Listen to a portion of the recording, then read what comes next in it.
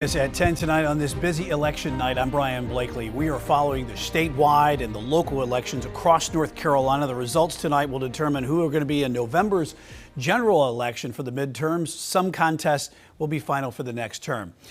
Full coverage tonight. I want to get right out to Queen City News anchor Caroline Boyer. She is tracking a heated Democratic primary race for the Mecklenburg County Sheriff's Office. But we begin with Queen City News chief political correspondent Andy Weber covering the all-important Republican and Democratic primaries for U.S. Senate, hoping to fill Tom Tillis' seat. And Andy, we had no surprises here tonight. Yeah, Brian, things have quieted down, but it was a loud celebratory room here at Noble Smoke in West Charlotte as Michael Whatley declared his victory in the candidacy for the GOP primary for North Carolina U.S. Senate seat. He wasted no time going after his opponent in November, former Governor Roy Cooper. Here's what he had to say. You know, for 8 years, Roy Cooper had a choice: stand with law-abiding families or give in to the radical left. And for 8 years, Roy Cooper sided with the radical left. I will work every day to earn the trust of every North Carolinian who wants safer streets, affordable living, and a stronger future. As of 10 p.m. tonight, Whatley led his next closest GOP challenger, Don Brown, by more than 200,000 votes. That's with 80% of precincts reporting.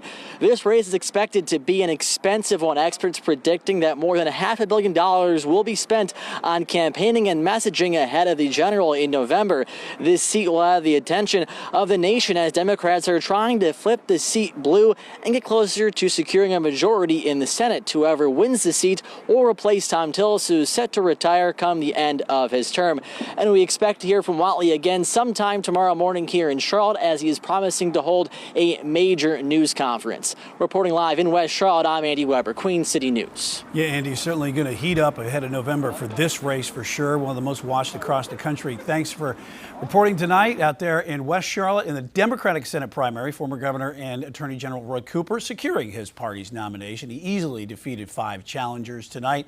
Cassie Fambro was at Cooper's watch party in Raleigh, and she shows us the scene of this big win tonight and shares the plan that Cooper is carrying into his bid for the Senate. There is a healthy dose of celebration in the Roy Cooper camp tonight as the votes went their way, but this was largely expected, and the celebration will be short-lived. In his acceptance speech for the Democratic nomination for Senate, he did start attacking his opponent, Michael Whatley, saying that he does not understand the economics of being a middle-class American right now. He also said that overnight gas prices went up and pointed to other discrepancies like the higher cost of groceries, really taking this opportunity to hit home that he wants to work for the middle-class American. He also touched on bipartisanship, saying that he would work with President Donald Trump as much as he could, but that he was not afraid to stand up to him as needed if he is indeed elected senator. Really, the theme tonight, the next 8 months are going to be busy for the Cooper campaign. They intend to hit the ground running first thing tomorrow, debuting their Make Stuff Cost Less campaign. And that really all centers on those everyday American purchases like that gas and groceries and other necessities that cost more than they used to. Again, he'll launch that program tomorrow and really spend every day until November trying to hammer home why he is the better candidate to represent North Carolinians in the Senate in this critical election that has national consequences and is shaping up to be one of the most expensive races in the country. Queen City News Plus. Just search Queen City News on your smart TV's app store.